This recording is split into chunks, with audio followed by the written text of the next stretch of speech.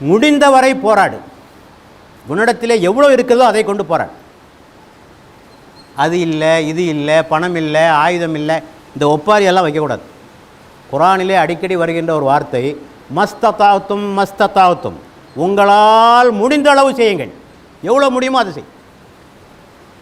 குரான் ஓதுவதா, அதை பற்றியும் குரான் சொல்லுகிறது. எவ்வளோ உங்களால் குரானை ஓத முடியுமோ அவ்வளோ ஓதுங்கள். உன் சக்திக்கு குறைவாகவும் ஓதாத, உன் சக்திக்கு அதிகமாகவும் ஓதாத. எவ்வளோ முடியுமோ அதை செய். மக்கள் மத்தியிலே சீர்திருத்தம் செய்ய வேண்டுமா, அதுக்கும் குரான் சொல்லுகிறது. உன்னால் முடிந்தவரை சீர்திருத்தம் செய். இறை தூதர் ஷுஐப் அலைஹிஸ்ஸலாம் அவர்கள் சொல்லிய கருத்து குரானிலே வருகிறது.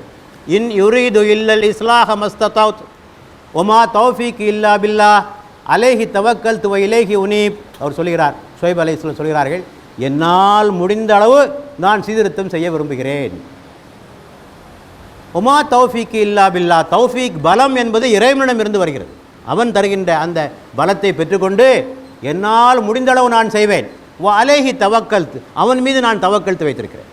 ஆக அல்லாவின் மீது தவக்கல்த்து வைத்து அல்லாவிடமிருந்து பலத்தை பெற்றுக்கொண்டு எவ்வளவு முடியுமோ அதை செய்ய வேண்டும்.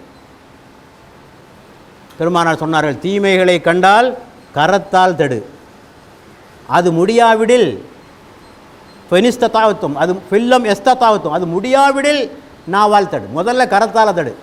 கரத்தால் தடுக்கிற சக்தி உனக்கு இருந்தால், நீ அதிகாரத்தில் இருந்தால், ஆட்சியில் இருந்தால் கரத்தால் தடுக்கணும். கரத்தால் தடு. அது முடியவில்லை என்றால் வாயினாலேயாவது சொல்லு, இதெல்லாம் தப்புப்பா, இதெல்லாம் அநியாயம்னு சொல்லு. அதுவும் முடியவில்லை என்றால் உன் மனத்தளவில் தடு, உன்னை காப்பாற்றிக்கோ. ஆனால் அது ஈமானில் கீழ்நிலை, அது ஈமானில் கீழ்நிலை. ஈமானில் உயர்ந்த நிலை கரத்தால் தடுப்பது, அது முடியாத போது நாவினால் தடுப்பது, அதுவும் முடியாத போது மனத்தளவில் வெறுப்பது, தடுப்பது என்று சொன்னார். ஆக ஒரு முஸ்லீம் எப்படி இருக்க வேண்டும் என்று சொன்னால், முடிந்த அளவு எவ்வளோ முடியுமோ அவ்வளோ செய்யணும். இன்னொரு வசனம் குர்ஆனிலே சொல்கிறார், நீங்கள் எப்படி இருக்க வேண்டும்.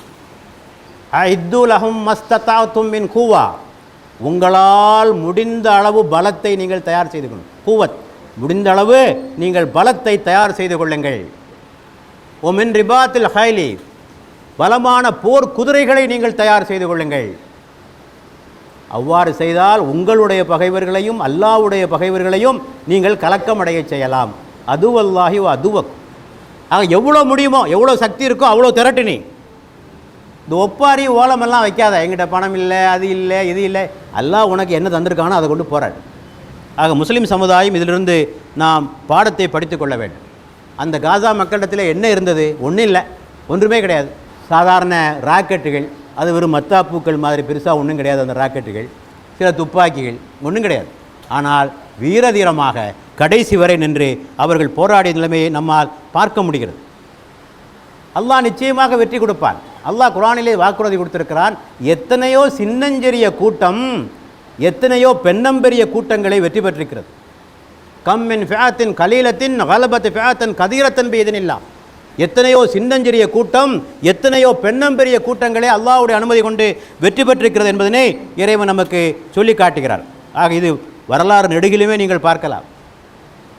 பத்ரு போரிலே முஸ்லீம்களுடைய படை என்ன, எதிரிகளுடைய படை என்ன, 1க்கு 3 மடங்கு அதிகம். இவரிடத்தில் 2 குதிரைகள், அவரிடத்தில் 200க்கும் மேற்பட்ட குதிரைகள்.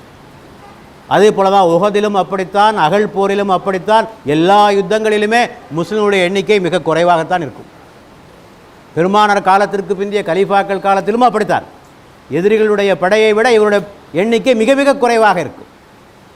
ஆனால் தங்களுடைய முழு பலத்தையும் செலுத்தி அல்லாஹ்வின் மீது தவக்கல் வைத்து அவர்கள் போராடிய காரணத்தினால் அவர்களுக்கு இப்படிப்பட்ட வெற்றி கிடைத்தது என்பதை நாம் தெளிவாக புரிந்து கொள்ள வேண்டும்.